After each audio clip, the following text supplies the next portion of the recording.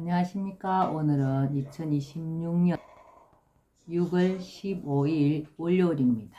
네, 오늘도 세계적인 바이블이 될 난세의 영웅 흑행령을 아십니까? 277페이지부터 읽어보겠습니다. 차가운 머리로 접근해야 하는 통일 문제. 남북 간 평화협정을 체결하거나 1국가 2체제나 고려 연방제를 실시하는 것은 위험하다. 평화협정은 믿을 게 못된다. 베트남 전쟁을 끝내기 위해 1973년 1월 프랑스 파리에서 미국, 남베트남, 북베트남의 대표가 모여 평화회담을 열고 전투를 중단하기로 하는 파리 평화협정을 맺었다. 그러나 결과는 베트남의 공산화였다. 1국가 2체제나 고려 연방제도 위험하기는 마찬가지다. 1국가 2체제나 고려 연방제가 되면 이미 남북한은 하나의 나라이므로 북한이 남한을 침략해도 국제사회가 개입할 명분이 없다. 내전이기 때문이다. 이것은 북한이 바라는 것일 수 있다. 지금까지 북한이 미군 철수를 줄기차게 주장해온 것도 미국의 군사적 보호로부터 남한을 분리하기 위한 전략이라는 것은 다 아는 사실이다. 북한은 아직 자신들의 체제를 버리겠다고 한 적이 한 번도 없다. 북한의 군중을 동원한 각종 대회 모습이나 북한 최고 지도자의 사진이 길바닥에 떨어졌을 때 사람들이 보인 반응을 생각해보면 그들의 사상 무장이 얼마나 철저한지 가늠해 볼 수 있다. 우리 국민은 어떤가? 당위성이나 민족 감정으로만 통일 문제에 접근해서는 안 되는 이유다. 자칫 돌이킬 수 없는 상황으로 갈 수 있다. 북한 문제는 냉철한 머리로 접근해야 한다. 냉철한 머리로 현실적으로 접근해야 하는 것이 통일 문제이다. 위험천만한 미군 철수 주장. 안보 문제는 늘 우리의 화두가 되어왔다. 지금도 마찬가지이다. 남북은 아직 휴전 상태로 전쟁이 끝나지 않았다. 북한은 남한을 적화 통일하려는 생각을 결코 접은 적이 없다. 최근 북한은 핵 보유국이 되었다. 남북한 전력이 비대칭 상황이 된 것이다. 우리가 아무리 최신식 무기를 갖추고 북한을 월등히 앞서는 전투력과 군사력을 갖추고 있다 해도 핵무기를 보유한 북한의 상대가 되지 않는다. 이러한 상황에서 미군 철수를 외치는 것은 위험천만한 행동이다. 휴전 종식과 평화체제 선언도 전력적으로 절대 열세인 우리에게는 바람직하지 않다. 휴전이 종식되면 미군이 주둔할 명분이 약해지기 때문이다. 남한에서 미군이 철수하면 하루아침에 북한에 의해 적화될 수 있다는 점을 명심해야 한다. 북한식 공산체제가 좋다면 모를까 우리의 자유체제를 지켜나가려면 현재로서는 미군이 남한에 남아 있어야 한다. 미군 주둔을 미국의 지배를 받는 것으로 생각할 필요가 없다. 미국의 전략적 이해와 우리나라의 미군 주둔 필요성이 상호 맞아떨어져 미군이 주둔하고 있는 것이다. 북한이 6.25 전쟁을 일으켰던 것은 당시 트루먼 정부의 미국이 미국 방어라인인 에치슨 라인을 설정하면서 우리나라를 방어선 안쪽에서 제외했기 때문이다. 그리고 카터 정부와 같이 미국은 우리 정부를 곤란하게 할 목적이 있는 경우 미군을 철수하겠다고 얼음장을 넣어왔다는 사실을 우리 국민은 상기해야 한다. 따라서 미군 주둔은 우리의 독자적 힘만으로는 북한을 위시한 주변국들의 군사적 위협을 완벽히 방어하기 어려운 상황에서 오히려 우리가 미국을 이용하고 있다고 보아야 한다. 실제로 우리는 미군 주둔과 관련해 많은 비용을 지불하고 있다. 이것은 우리가 미군을 용병으로 쓰고 있다고 해석해도 무방하다는 뜻이다. 미군 주둔을 자주성이 훼손당하는 것으로 볼 필요가 없다. 국가와 국민의 안전을 위해서는 명분보다 실익이 우선되어야 한다. 국가와 국민의 안전을 위해서는 명분보다는 실익이 우선되어야 한다. 다자등거리 외교를 해야. 앞서 나는 우리나라가 육어부지리의 지정학적 위치에 놓여 있다고 말한 바 있다. 이것은 장점의 입장으로 본 것이며 어부지리의 이익을 얻으려면 고도의 외교력과 지혜가 있어야 가능하다고 했다. 강대국들의 틈바구니에 끼인 우리나라는 바다로 나오려는 대륙 세력과 대륙으로 진출하려는 해양 세력의 접점에 놓여 있기도 하다. 대륙 세력은 러시아와 중국이며 해양 세력은 일본과 미국이라고 할 수 있다. 그래서 이러한 세력들은 해양으로 진출하거나 대륙으로 들어가는 발판으로 우리나라를 탐낼 수 있다. 구한말 청, 러시아, 일본이 우리나라를 서로 삼키려고 각축을 벌였던 것도 그러한 연유에서였다. 현재 우리나라 주변에서 미국과 중국이 패권 다툼을 하고 있다. 경제 무역 전쟁과 주도권 다툼이다. 지상으로부터 36,500km 상공에는 29개의 GPS의 위성이 있다. 여기서 보내는 신호를 수신해 지구에서의 현재 위치를 계산할 수 있다. 이것이 GPS, 즉 위성 위치 확인 시스템이다. GPS는 항공기, 선박, 자동차 등의 내비게이션 장치에 주로 쓰인다. 그런데 GPS 소유국이 미국이다.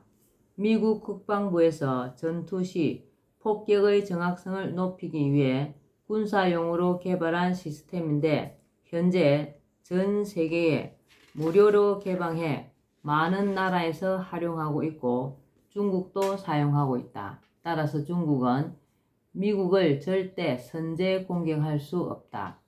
중국이 전쟁을 하려고 마음만 먹으면 미국은 GPS를 막아버려 비행기, 선박, 미사일 그 어떤 것도 띄울 수가 없다.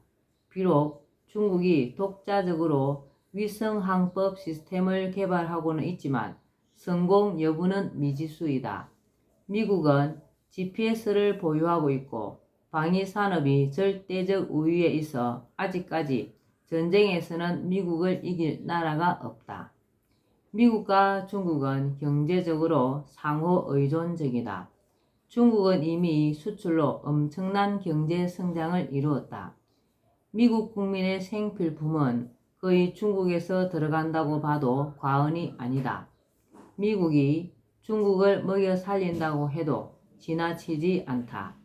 미국도 값싼 중국 제품 덕분에 이자율이나 물가 상승률을 억제하여 경제적으로 도움을 얻고 또 중국이 미국의 국채를 대량으로 매입해 감으로써 그간의 막대한 국가 부채를 감당해 올 수 있었다. 그러나 문제는 미국이 중국에 대해 막대한 채무를 지게 되었고 양국 간의 무역 불균형이 갈수록 심화되고 있다는 점이다. 게다가 중국은 경제 성장을 바탕으로 군사력을 키우며 미국과 군비 경쟁을 하는 등 미국의 패권에 도전하고 있다. 자칫 전쟁의 구실이라도 생기면 미국이 중국을 상대로 전쟁을 불사할 가능성이 여기에 있다. 미중 전쟁에서 미국이 승자가 될 것은 뻔하다. 그렇게 되면 미국의 중국에 대한 채무는 모두 사라지고 중국의 산업은 초토화된다. 미국이 이것을 노릴 수 있다. 그런데 문제는 미중 패권 다툼 속에 우리나라가 고래 싸움에 새우 등 터지는 격이 될 수 있다는 점이다. 미국은 트럼프 대통령 재임 시절 북한과의 수교를 도모했다. 미국 트럼프 대통령과 북한 김정은 국무위원장과의 1, 2차 회담은 표면적으로 북한의 비핵화가 회담의 주제였지만 미국의 궁극적 의도는 북한을 친미 국가로 만들어 중국과 떼어놓으려는 계산이 있었다고 볼 수 있다.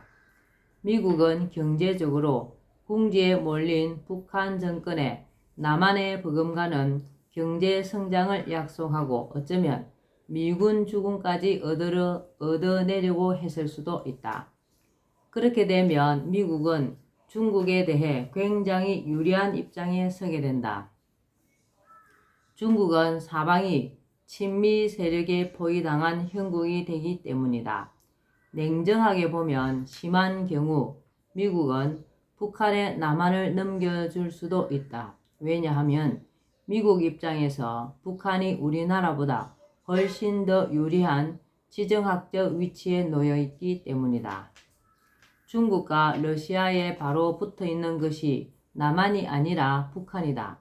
그에 비해 우리나라는 북한에 의해 대륙으로부터 분리된 섬나라 형국으로 전략적 가치는 북한보다 못하다. 만약 미국이 북한을 군사기지로 쓸 수 있는 조건이라면 북한이 원할 경우 남한이 북한에 의해 흡수되는 것까지도 동의하는 밀약을 하지 않으리라는 보장이 없다. 그렇게 되면 미국은 남북이 서로 다른 체제로 미국과 우호 관계를 맺는 것보다 훨씬 다루기도 편하고 중국에 대해 더 강력한 입장이 될 수 있다. 사실 북한의 장거리 미사일 같은 것은 미국에게는 그다지 문제가 되지 않는다. GPS를 가지고 있는 미국의 최첨단 무기는 상상을 초월하기 때문이다. 현재 미국은 중국을 문제 삼고 있을 뿐이다. 중국이 머지않아 미국을 능가하는 경제대국으로 올라설 수 있고 군사굴기를 내세우며 미국의 패권에 도전하고 있기 때문이다. 시대의 변화에 따라 국가 간 관계는 얼마든지 바뀔 수 있다. 우리나라는 미국이나 중국 등의 나라와 등거리 외교를 할 필요가 있다. 미국을 멀리하고 중국과의 관계를 중시해서도 안되고 미국만 중시하고 중국을 멀리할 수도 없다. 미국은 6.25 전쟁 때 앞장서서 우리나라를 위해 싸워준 우방국이다. 그 나라의 많은 젊은이가 알지도 못하는 나라에 와서 목숨을 잃고 부상을 입었다. 그동안 미군이 남한에 주둔하고 있었기 때문에 한반도 내의 전쟁을 예방하는 효과가 있었고 지금도 마찬가지이다. 반면에 중국은 6.25 전쟁 때 100만 대군을 보내어 전쟁을 일으킨 북한을 도왔고 아직도 우리나라에 대해 대한제국 이전에 가졌던 종주권을 잊지 못하고 있는 나라라고 볼 수 있다. 하지만 중국이 우리나라에 경제적으로 커다란 도움이 되는 것을 부인할 수는 없다. 그러므로 우리는 양국 사이에서 고도의 외교술인 불가근, 불가원, 즉 멀지도 가깝지도 않게 등거리 외교를 하여 우리의 실익을 도모해야 한다. 중국으로부터는 경제적 이익을 도모하고 미국으로부터는 군사적 도움을 꾀하여야 한다. 불가근, 불가원. 일본 역시 우리나라와는 원한의 역사가 있고 지금도 틈만 나면 독도 영유권을 주장하는 등 우리의 심기를 건드리지만 좋은 관계를 유지할 필요가 있다. 독도는 어차피 우리가 점유하고 있으므로 일본에 뺏길 가능성은 거의 없다. 해묵은 과거사를 계속 들추어 양국 관계를 불편하게 하는 것은 바람직하지 않다. 우리는 당분간 미국, 일본, 중국, 러시아 등 주변 국가 가급적 등거리의 다자 외교를 통해 우리나라의 살 길을 열어가고 어부지리의 이익을 취해야 한다. 그러나 만약 내가 국가를 이끄는 위치에 간다면 이들 국가 간 역학관계는 우리나라를 중심으로 급변하게 될 것으로 보고 있다. 유엔 본부를 판문점으로 한반도의 안보를 보장하고 한반도는 물론 세계 평화를 기할 수 있는 가장 좋은 방법은 유엔 본부를 국제연합 유엔 본부를 판문점에 두는 것이다. 유엔 본부가 남북 사이에 있는 판문점에 오게 되면 남북한 사이의 긴장과 대립은 자연히 해소되고 북한은 남한을 향해 미사일을 쏘는 일은 물론 국지전적 도발을 하는 일도 없어질 것이다. 세계 각국의 유엔 대표들이 오가는 유엔 본부가 한반도 판문점에 있는데 북한이 도발 행위를 한다면 그것은 세계를 향해 위협을 가하는 것과 마찬가지가 되기 때문이다. 미국에 있는 유엔 본부가 한반도로 오면 지금처럼 유엔이 미국에 의해 좌지우지되지 않을 것이므로 회원국들은 해비 납부를 비롯해 활동에 적극성을 띨 것이고 우리는 막대한 국방비를 아끼고 유엔 본부 지료까지 받을 수 있다. 또한 유엔 산하 단체들을 남한의 파주와 북한의 개성 일대에 유치하면 남북한은 관광 수입을 비롯해 막대한 경제적 이익까지 얻을 수 있다. 무슨 수로 유엔 본부를 유치할 수 있느냐고 묻는 사람이 있을 것이다. 한반도의 남북 분단은 세계가 자유민주주의 세력과 사회주의 세력으로 양분되어 냉전 체제가 시작되기 직전에 이루어졌다. 2차 세계대전 막바지에 연합군의 일원으로 대1 선전포고를 한 구소련이 한반도로 진격하려 하자 공산국가 소련에 의해 한반도가 완전히 장악될 것을 염려한 미국이 북위 38선을 경계로 북쪽은 소련군이 남쪽은 미군이 들어갈 것을 제안하여 이루어진 것이다. 이렇게 해서 2차 세계대전에서 미국과의 태평양 전쟁을 일으킨 진범은 일본인데 정작 국토가 두동강이 나는 피해를 본 것은 일본이 아니라 우리나라였다. 1950년 6월 25일 소련을 등에 업은 북한군의 남침을 시작으로 전 세계가 침공 세력인 북한, 소련, 중국의 공산주의 세력과 이에 맞서 유엔군을 편성하고 남한을 도운 자유민주주의 세력으로 양분돼 한반도를 무대로 전쟁이 일어나 참전 군인은 물론 우리나라의 죄 없는 아이들까지 수많은 희생자를 내게 된 것도 강대국들의 책임이 크다. 북한 김일성 뒤에는 소련의 스탈린이 있었고 김일성이 남침을 하면 한반도를 공산화할 수 있으리라고 오판하게 된 데는 미국이 아시아 태평양 방어선으로 에치슨 라인을 설정하면서 한반도를 제외했기 때문이다. 낙동강 전선을 사이에 두고 부산까지 밀렸던 국군이 메가더 장군의 인천 상륙작전이 성공함으로써 오히려 북으로 진격하여 북한을 수복할 수 있는 절호의 기회가 있었으나 북한을 돕는다는 명분으로 100만 대군을 동원한 중국의 개입으로 그마저도 좌절되어 우리나라는 다시 분단국이 되고 말았다. 그러므로 우리나라는 한반도 분단과 현재의 전쟁 불안에 대한 책임을 러시아, 미국, 중국, 일본 등 강대국에 당연히 물을 수 있고 그들로 인해 우리 국민이 겪고 있는 전쟁 위협과 안보 불안을 종식하기 위해 유엔 본부를 판문점으로 이전해야 한다고 당당하게 요구할 수 있다. 나는 이것을 30여 년 전부터 줄곧 주장해 왔다. 그러나 지금까지 그 누구도 이 일을 추진한 사람이 없었으며 최근에 와서야 현 정부에서 비슷한 이야기를 한 적은 있으나 성사시키지는 못하였다. 앞으로 이 일은 꼭 추진하여 성사시켜야 할 것이다. 오늘은 여기까지만 읽겠습니다. 오늘도 허경영을 많이 부르고 알려서 하늘의 복을 짓는 행복하고 뜻깊은 하루 되시기 바랍니다. 감사합니다. 허경영, 허경영, 허경영.